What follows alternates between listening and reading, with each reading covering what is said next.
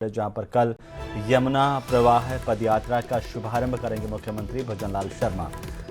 सरदार @150 unity मार्च पदयात्रा में भी CM शामिल होंगे। दोपहर को 12:30 बजे सीएमआर में मुख्यमंत्री का संबोधन होगा। भरतपुर उदयपुर संभाग के कार्यकर्ताओं से सीधा संवाद मुख्यमंत्री करेंगे। उधर पाली में कार्यक्रम के दौरान सीएम भजनलाल शर्मा ने अशोक गहलोत के आरोपों पर पलटवार किया। मुख्यमंत्री ने कहा कि अधिकारी किसी व्यक्ति का नहीं बल्कि सरकार का होता है। गहलोत सरकार के समय युवाओं के सपनों को रौंदने का काम हुआ। क्या कुछ कहा, जरा सुनिए। आपका नहीं होता, हमारा भी नहीं होता, लेकिन वो सरकार का होता है। लेकिन मैं एक बात आपसे जरूर पूछना चाहता हूं, मुझे पता है आप उसका जवाब देंगे। अरे ये वही अधिकारी थे, आपने युवाओं के सपनों को रौंदने का काम किया था। ये वही अधिकारी थे, 19 में से 17 पेपर आपने लीक किए थे। आज भी हमारी सरकार के अंदर वही अधिकारी हैं। हमारे युवा भाई बहनों ने पेपर दिया है। अगर एक भी पेपर लीक हुआ तो बताइए, एक भी पेपर लीक हुआ था। मैं मेरे भाइयों आपको विश्वास दिलाता हूं, इस बात का जवाब गहलोत साहब जरूर देंगे कि वो कौन थे। हम कह सकते हैं कि अभी आरएस का परिणाम आया है। अरे गांव के गरीब किसान मजदूर का बेटा पास हुआ है। कोई भी बड़े नेता का या उसका आपके समय में नेता और नेताओं के रिश्तेदार पास होते थे। लेन-देन की बात सामने आई है। 13 आरटीओ रीजन में जांच के दौरान 8,500 वाहनों को गलत तरीके से बैकलॉग किया गया, जिनमें 2,000 का रिकॉर्ड गायब मिला। घोटाले में ईडी ने भी 3 बिंदुओं पर रिपोर्ट मांगी है।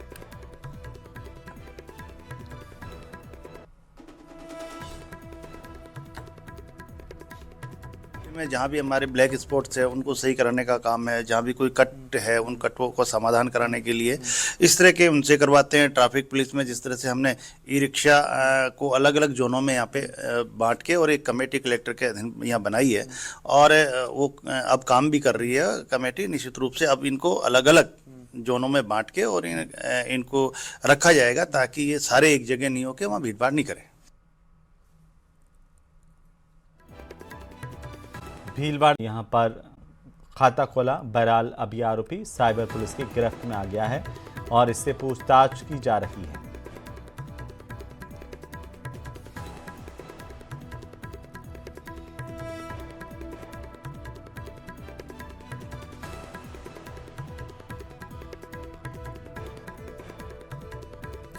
प्रवासी राजस्थानियों को अब राजस्थान के विकास और समृद्धि की यात्रा से जोड़ने के लिए 10 दिसंबर को बड़ा आयोजन होने जा रहा है। जयपुर के जेईसीसी सभागार में होने वाले प्रवासी राजस्थानी दिवस समारोह की मॉनिटरिंग खुद मुख्यमंत्री भजनलाल शर्मा और मुख्य सचिव वी श्रीनिवास कर रहे हैं।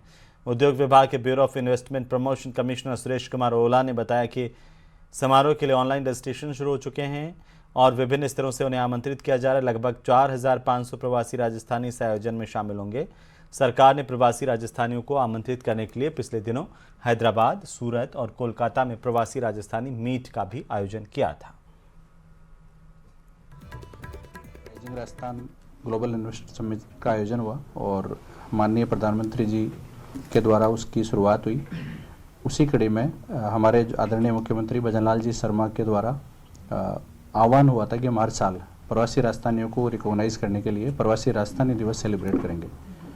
उसकी निरंतरता में 10 दिसंबर को प्रवासी राजस्थानी दिवस का आयोजन किया जा रहा है और अभी तक हैदराबाद, सूरत, कोलकाता में हमने प्री इवेंट्स किए हैं जिसमें प्रवासी भाइयों से हमें खूब मान मिला, सम्मान मिला और इसके साथ ही सरकार प्रयासरत है जैसे हर जिले में। पर्यटन, कला, साहित्य, संस्कृति और पुरातत्व विभाग के नवनियुक्त अतिरिक्त मुख्य सचिव प्रवीण गुप्ता ने मंगलवार को पर्यटन भवन पहुंचकर पदभार ग्रहण कर लिया। इसके साथ ही एसीएस प्रवीण गुप्ता ने पर्यटन भवन में अधिकारियों की पहली समीक्षा बैठक भी ली है। इसमें राजस्थान को अनुभव आधारित पर्यटन डेस्टिनेशन बनाने के दृष्टिकोण पर काम करने की बात कही। उन्होंने कहा कि पर्यटन विभाग के कार्यों को गति दी जाए और बजट घोषणाओं को तय समय पर क्रियान्वित किया जाए।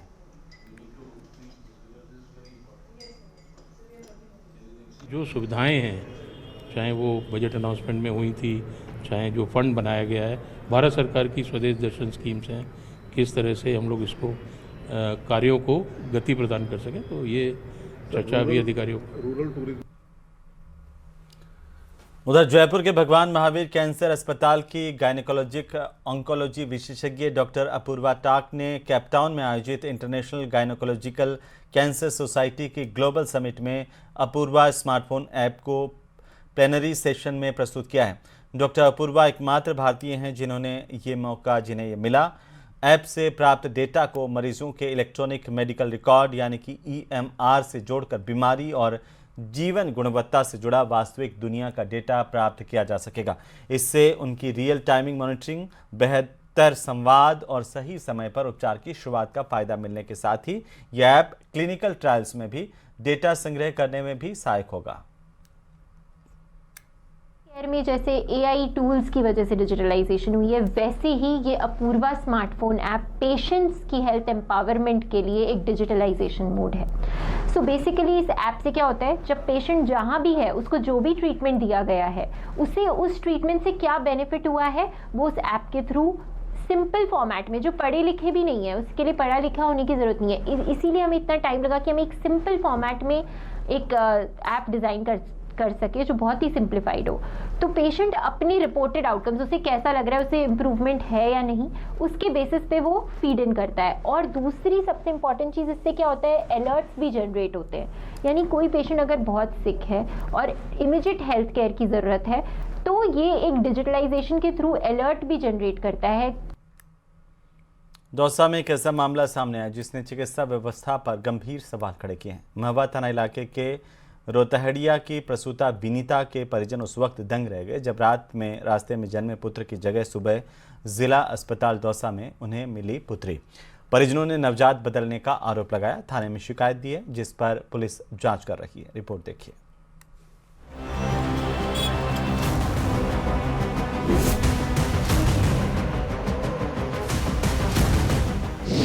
महिला ने जना बेटा, अस्पताल ने थमा दी बेटी। सरकारी अस्पताल में खुली विवाद की पेटी, परिजनों में उबाल, अस्पताल में बवाल।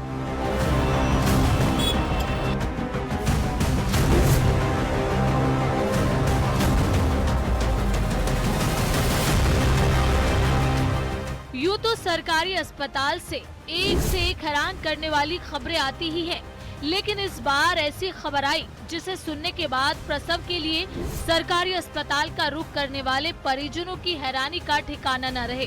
दौसा जिले के उप जिला अस्पताल से जिला अस्पताल रेफर हुई प्रसूता के मामले में बड़ा विवाद सामने आया है। परिजनों का आरोप है कि प्रसव के दौरान जन्मा पुत्र बाद में जिला अस्पताल में पुत्री में बदल दिया गया। मेरी पत्नी की डिलीवरी हुई थी, मैं महुआ लेकर आया था मेरी पत्नी को। जब डॉक्टरों ने नार फार काटा है और मेरा बच्चा हुआ था साहब, कागजन में शक में जब ब्लीडिंग छूट गई थी मेरी मैडम के, जब मेरे को दौसा रेफर कर दिया गया है। वहाँ देखा तो मेरे बच्चा नहीं बच्ची पाई गई है साहब। मिली जानकारी के अनुसार रोतहड़िया निवासी मोहन सिंह की पत्नी विनीता ने 20 नवंबर की रात प्रसव पीड़ा के दौरान रास्ते में बेटे को जन्म दिया। परिजनों का कहना है कि महवा अस्पताल पहुंचने पर नवजात की नाल काटी गई और डिस्चार्ज टिकट पर भी पुत्र अंकित किया गया। प्रसूता की तबीयत बिगड़ने पर मां और नवजात को जिला अस्पताल दौसा रेफर किया गया, जहां अगले दिन परिजनों ने कपड़े बदलते समय देखा तो बच्चे की जगह लड़की मिली, जिससे परिजनों के पैरों तले जमीन खिसक गई।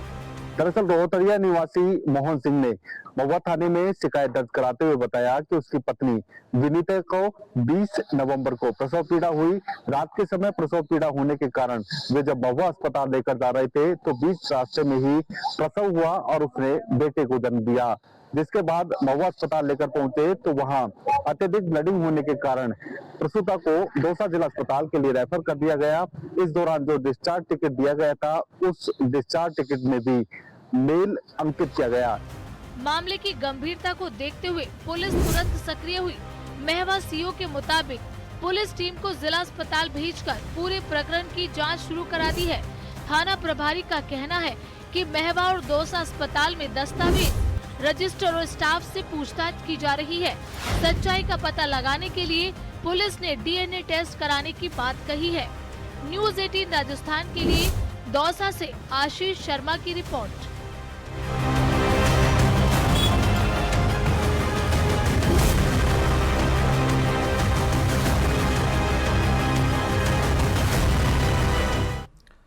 तो हनुमानगढ़ टाउन के डू योर आर्मी फेस्टिवल का उद्घाटन, सेना के हथियारों उपकरणों का प्रदर्शन, सेना के जवान कर्तव्य कर रहे हैरान, समर्थ भारत सक्षम सेना।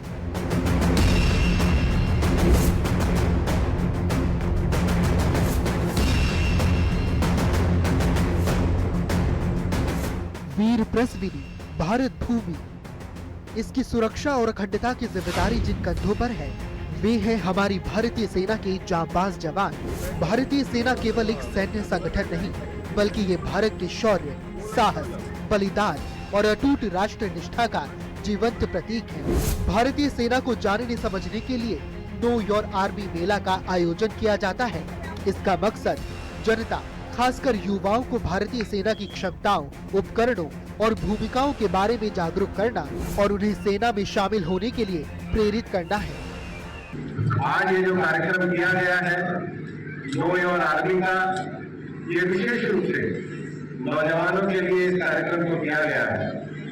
नो योर आर्मी का अर्थ है कि हमें अपनी सेना के जो आज के समय में नई तकनीक है, नौजवान जो सेना को दूर से देखते हैं वो अपने देश की सेना को नजदीक से आकर के देखें।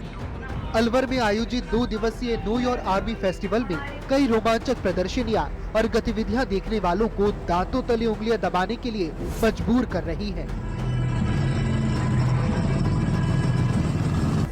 कारगिल युद्ध में दुश्मनों पर कहर बरपाने वाली बोफोर्स तोप के बारे में हर भारतवासी जानना चाहता है, और ये है देश में निर्मित multi barrel rocket launcher Pinaka. Pinaka के कई अपग्रेडेड वर्जन आए हैं। इसकी रेंज और बढ़ाए जाने की भी योजना है। दुनिया के विकसित कहे जाने वाले देशों में इसे खरीदने की होड़ मची हुई है। आने वाला समय ये टेक्नोलॉजी का समय है। आपने देखा होगा आज ड्रोन के माध्यम से भी प्रदर्शन किया गया है। दुनिया टेक्नोलॉजी में आज आगे जा रही है और भारत की सेना के स्वदेशी प्रोडक्शन में भी हम आगे बढ़े। स्वदेशी के लिए माननीय प्रधानमंत्री जी ने पूरे देश में एक अभियान शुरू किया है और जिस विकसित भारत की बात हम करना चाहते हैं वो विकसित भारत की कल्पना भी तभी साकार हो सकती है जब भारत सशक्त हो। युद्ध भूमि में दुश्मनों के छक्के छुड़ा देने वाले प्रलयंकारी हथियारों के बाद सेना के जाबाजों का शौर्य देखिए। पहली नजर में बाइक शो कंप्यूटर गेम का हिस्सा लग सकता है, लेकिन नजर गड़ा कर देखिए और हिंदुस्तानी होने पर गर्व महसूस कीजिए। आर्मी मार्शल आर्ट्स और गोरखा यूनिट का पारंपरिक खुखरी डांस भी दर्शकों को हैरान कर गया। कहना गलत नहीं होगा कि ये आयोजन राष्ट्रीय सुरक्षा में सेना के योगदान के प्रति जागरूकता बढ़ाता है और सशस्त्र बलों और नागरिकों के बीच संबंधों को मजबूत करता है। चूँकि इस कार्यक्रम में प्रवेश निशुल्क है, इसीलिए आप अपने परिवार और दोस्तों के साथ जाकर भारतीय सेना की ताकत और शौर्य का अनुभव कीजिए। न्यूज़ 18 राजस्थान के लिए अलवर से नितिन तिवारी की रिपोर्ट।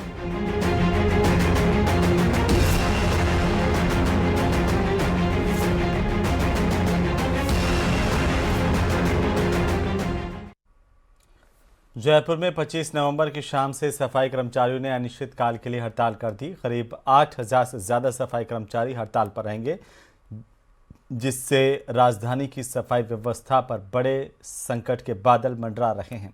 हड़ताल के ऐलान ने जयपुर प्रशासन की चिंताएं भी बढ़ा दी। रिपोर्ट देखिए।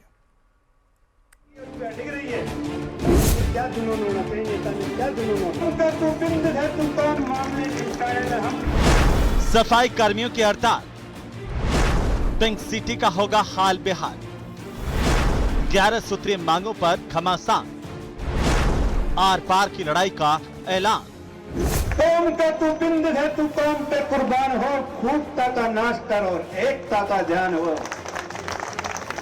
आवाज की धमक और तालियों की गड़गड़ाहट बता गई कि जब तक मांगों पर मुहर नहीं लगेगी तब तक सफाई कर्मी अपनी मांगों से टस से मस नहीं होंगे। मंजिल मिलने तक जंग जारी रहेगी।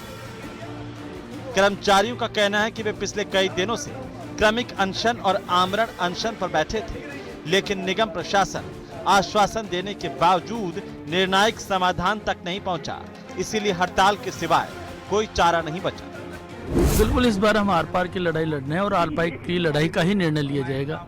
सरकार से अभी ऐसा कुछ पहले बीच में सब वो वार्ता के लिए आया था, मगर जो वार्ता विफल रही, उसके बाद हमारा कर्मिक अनशन चल रहा था। कर्मिक अनशन के बाद आमरण अनशन हुए 5 दिन हो गए, परंतु हमारी मांगों का निस्तारण नहीं किया जा रहा।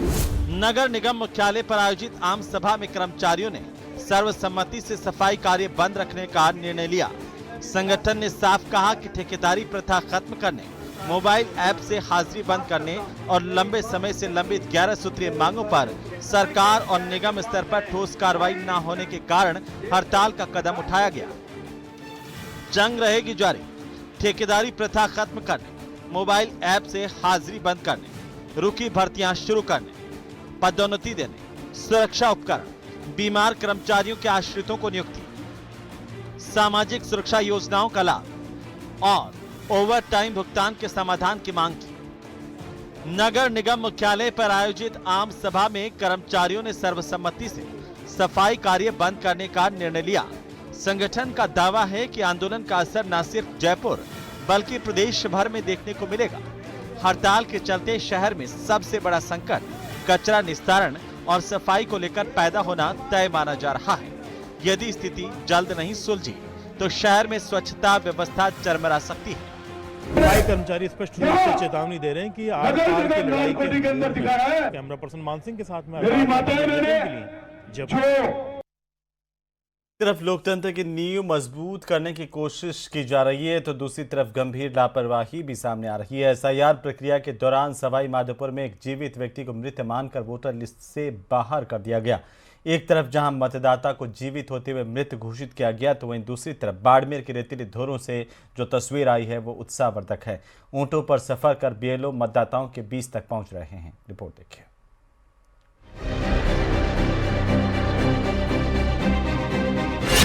एसआईआर प्रक्रिया में लापरवाही का नमूना।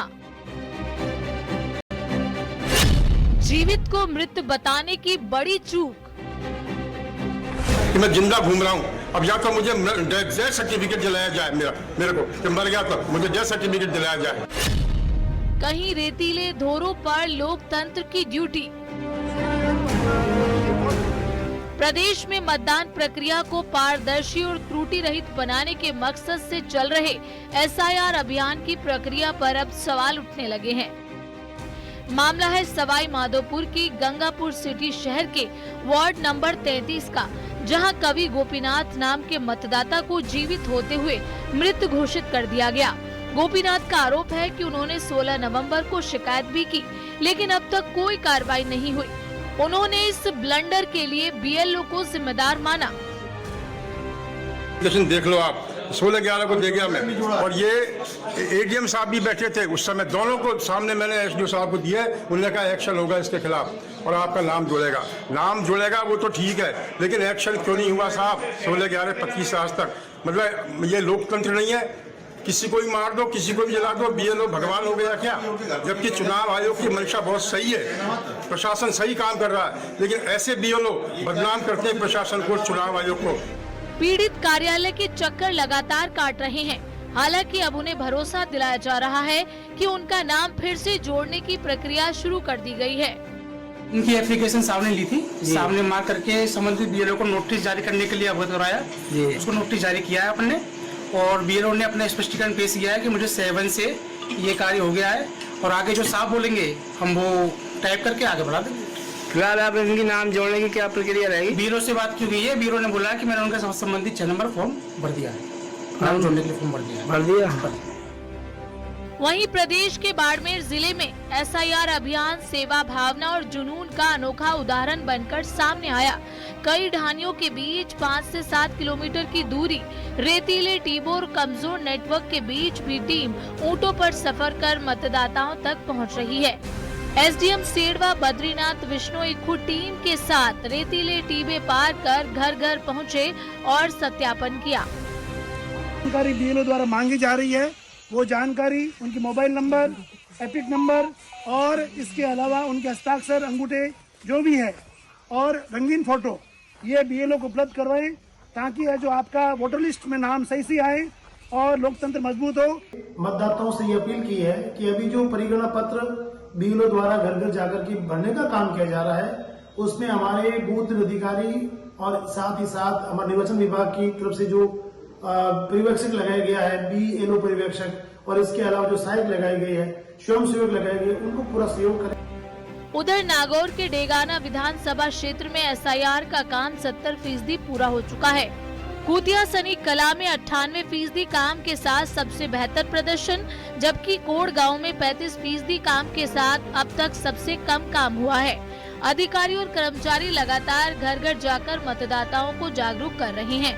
ऑफलाइन और ऑनलाइन दोनों तरह से फॉर्म भरवाए जा रहे हैं। निर्वाचन अधिकारी जी डेगाना के द्वारा सभी BLO को SIR के लिए फील्ड में लगाया गया है, तो वो फील्ड में गणना प्रपत्र पूर्ण करके और उनको भर के फिर सुपरवाइज़र को सौंप रहे हैं और सुपरवाइज़र के द्वारा उन सभी गणना प्रपत्र को इकट्ठा करके यहाँ सांझू मुख्यालय पे कंप्यूटर अनुदेशक और पशु परिचरों की 13 लोगों की ड्यूटी लगाई गई है और 13 लोग वो ऑनलाइन फार्म को, गणना प्रपत्र को ऑनलाइन करने का काम कर रहे हैं। एक तरफ मतदाता को मृत घोषित किए जाने जैसी गंभीर त्रुटि और दूसरी तरफ कठिन भौगोलिक परिस्थितियों में काम कर रहे अधिकारी और कर्मचारी, ये तस्वीरें बताती हैं कि SIR अभियान को सफल बनाना सिर्फ एक प्रशासनिक कार्य नहीं बल्कि विश्वास और जिम्मेदारी भी है। Bureau report, news 18 Rajasthan. तो चलिए इसी के साथ इस बुलेटिन में फिलहाल इतना ही। नमस्कार।